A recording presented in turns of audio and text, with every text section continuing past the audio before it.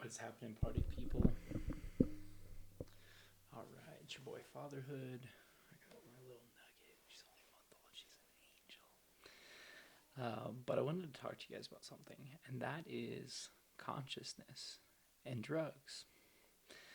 Now, there's plenty of examples of this historically, but I'll tell you about my personal experience where I came to the realization that each drug has a consciousness, which when the user consumes, they embody and participate in this consciousness.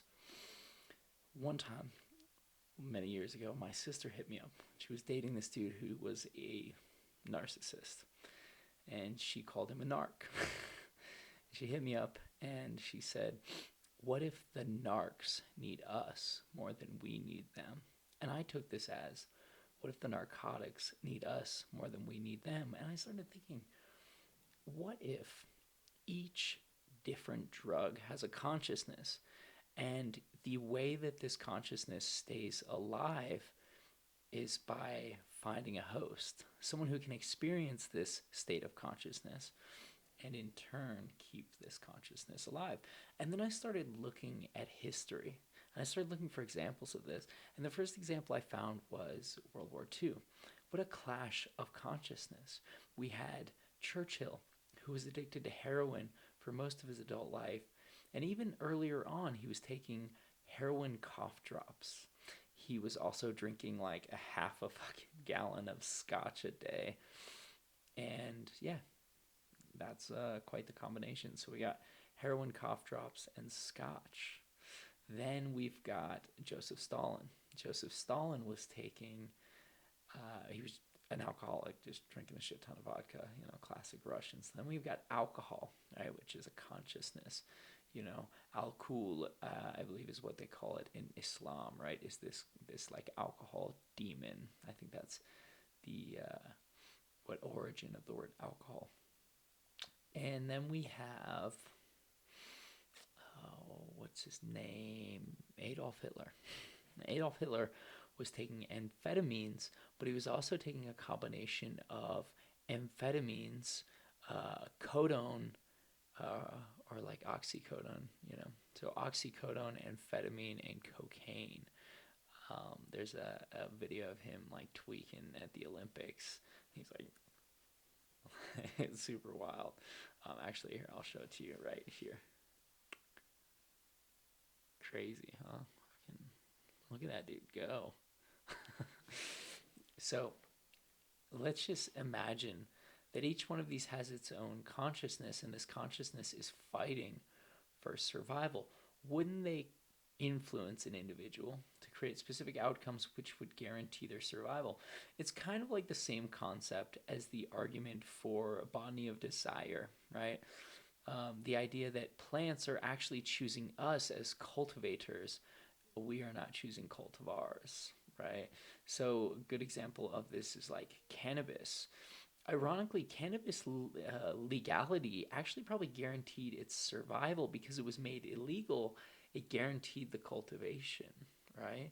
The question is, do we choose the plants to plant, or do the plants choose us by essentially having specific phenotypes, right? Or characteristics that are attractive to us, so then we breed them, right? We think we're so smart because we're talking monkeys that our brains go, no, no, little tambourines and shit. But how smart are we? Are we smarter than plant consciousness? I don't know if we are. Another good example of this is if we start breaking down, we start breaking down different compounds and their origins, we can see a lot of the consciousness that is embodied in these plants. Another great example that I like to use in 2026 is kratom or kratom, the gas station heroin that everyone is obsessed with, the feel-free drinks, things like that. What they are is it comes from the coffee family, and it is in low doses more stimulating. In high doses it has a moy and kappa opioid receptor, uh, you know, symphony, if you will.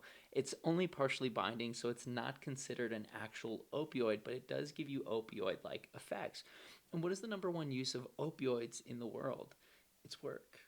people take opioids to deal with pain, and what causes pain is labor. Now let's look at the origin. This kratom comes from Southeast Asia, from Indonesia, from Vietnam.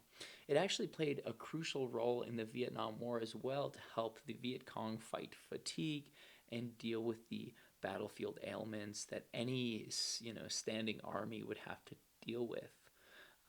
Very interesting there.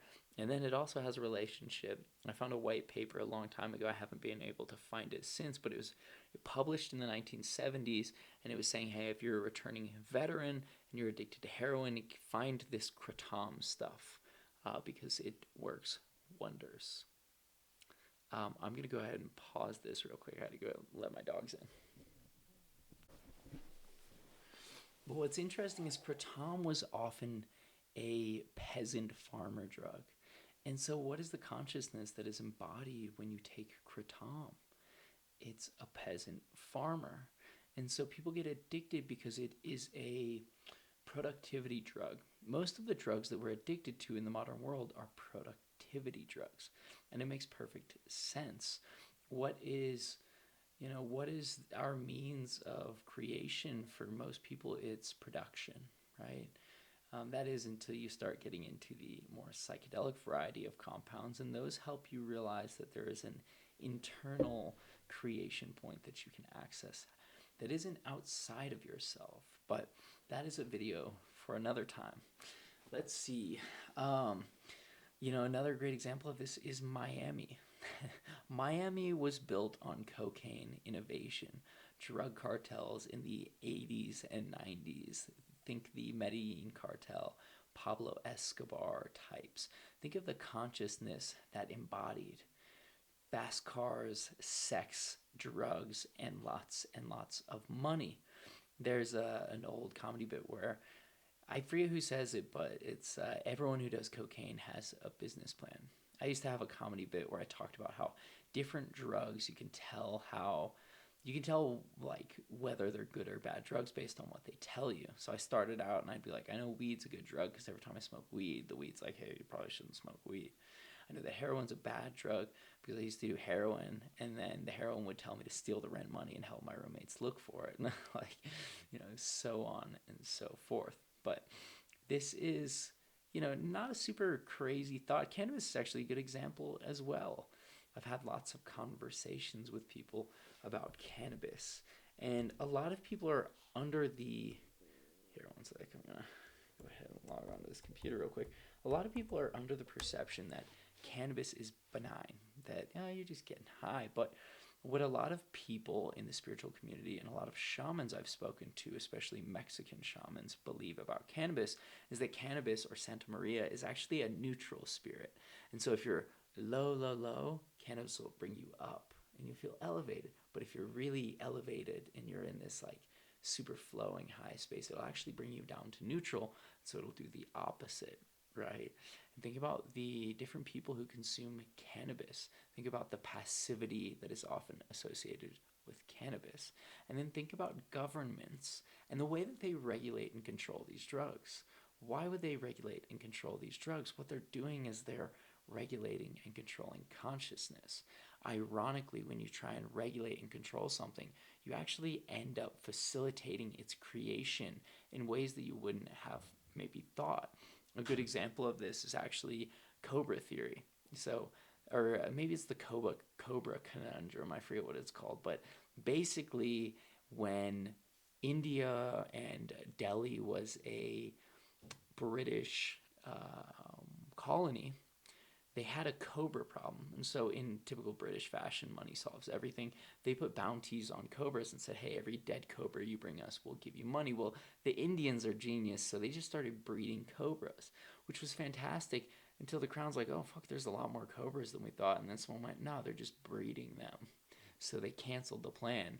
Well, what did the Indians do with all their cobras? And they just let them go, just let them into the wild, and all of a sudden the cobra population explodes. The unintended consequences, right? What is it? The path to hell is paved in good intentions, something along those lines.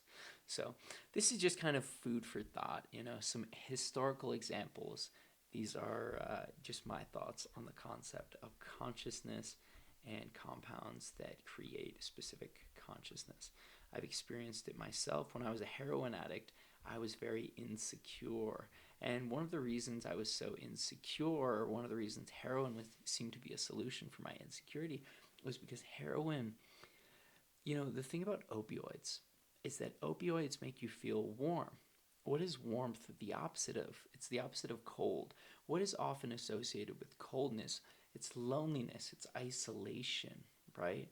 And so heroin is almost this synthesis of the warmth that you're missing in your life. And so it's lack of connection, lack of community. It's feeling isolation. And so you're you're creating friction to feel warm. Ironically, this is also one of the reasons that you get a lot of people in conflict. Strangers, homeless people, this is common with. Homeless people are very lonely. This is why a lot of them talk to themselves. But if you're a very lonely person, how do you find warmth? There's only a few ways. Heroin's a great way, but you can synthesize that warmth through friction, and that friction may include creating problems. So next time someone's creating a conflict with you, maybe ask yourself, what is it that this person is trying to synthesize right now? Are they trying to synthesize connection? Are they trying to synthesize some sort of warmth? So, I don't know, just an insight into the consciousness war that actually exists out there today. If you really want to go down the rabbit hole, we could also talk about compounds like adrenochrome and how supposedly the elite are consuming adrenochrome to, maintain their youthful appearance. And the means of getting this adrenochrome is very fascinating too. I actually have this fantastic book here. Let me go ahead and grab it real quick. Let's see, where's that? Yes. This is Dr. Ammon Hillman. He's one of my favorite people to watch speak. If you haven't seen his videos, I highly recommend checking it out. If you can read that, it is called Ritual Child, S.A. and the Church. It's called Original Sin by Dr. Hillman. And he talks about kind of the elements, philologist. That's a tongue twister.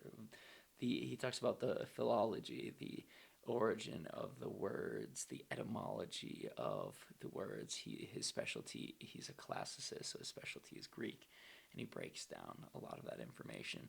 Not necessarily going into adrenochrome, but his background is in Greek pharmaceutical language. So it's very fascinating, and it begs questions: what sort of consciousness are these people attempting to access?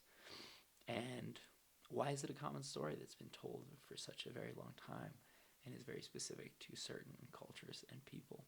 It's very interesting. I believe they're trying to tap into a specific consciousness and not just the utilization of whatever side effects they're getting from these drugs. We tend to put a lot of weight on drugs. We're like, oh, this drug's bad, this drug's good. And a lot of it comes down to the relationship with the drug. Many people have told me oh, heroin's really bad, dude. You must have been, you must hate heroin, right? It's the whole the fentanyl really did that to people. There's shirts and shit that say kill your local fentanyl dealer. And I'm like, no, dude, heroin saved my life. It gave me awareness. It taught me about my suffering in ways I never could have known. However, when I left that consciousness, I was well aware of just how encompassing it was, and it felt very parasitic. It felt like that movie Alien where you have the thing on your face, which, to bring up another kind of point from my experience with addiction, when you are getting off of drugs, oftentimes it feels like you're an alien crash landed on planet Earth and you were having to assimilate to being human. It feels very inhuman. It feels like you're coming back from this crazy trip, no matter what the compound is. And that's because you have altered your consciousness and you have been living in an alternate consciousness. So, very interesting. We could dive deep on this and even talk about some other maybe less known compounds, things like betel nut, things like nicotine. Nicotine is a very spiritual drug. Actually, one of the things that I really enjoy using is hape. Hape is what nicotine rustica from the jungle of the Amazon, and you blow it up your nose. So really interesting stuff. But even that, I feel overcome by the consciousness that exists within it. So if you're going to take a compound, you're going to do a drug, you're going to be on a medication, just know there is a consciousness associated with it. And birds of a feather flock together. So you can always look at the other consumers of these compounds and ask yourself, do I want to be among these people? Do I want to be like them? Do I want to be like the other heroin addicts? The irony is every heroin addict is like, no, I'm not like them. Like the number of people I met when I was a drug addict who they believed themselves to be better than the other drug addicts. And that's not true. Whenever you consume a compound or participate in a consciousness, you become a part of that consciousness. We don't really know. Maybe there are some compounds like soma or like the kaikion, but I would say we don't really know of any extinct consciousness, any consciousness that once existed but no longer does. But maybe it would be something like a Tomb Raider type thing, where if someone drank soma, it would awaken a consciousness.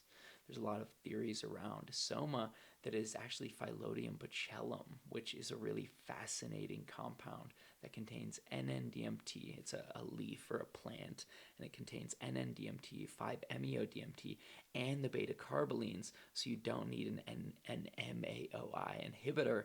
All of those things together make it so you can actually just make a reduction of this plant material, and it is orally active, so you can drink. It's similar to ayahuasca, but there is no MAOI inhibitor vine that you have to go find. So really fascinating. A lot of people believe that might be soma. I know that Julian Palmer, the creator of Changa, is actually someone who believes that could be soma. There's a really interesting video by Soul of Jarrett out. I highly recommend you go check that out. He actually goes to Thailand and tries the Phyllodeum botulinum. So anyway, to conclude, that is a little conversation about plant consciousness. Be mindful which plant consciousness you're participating, right? Do you want to be like the coffee drinkers? Do you want to be like the weed smokers? Do you want to be like the Coke people? If not, I would not participate in the consciousness of whatever it is. So, much love, guys. Have a wonderful evening. Be safe. I gotta get this little one to bed. Peace.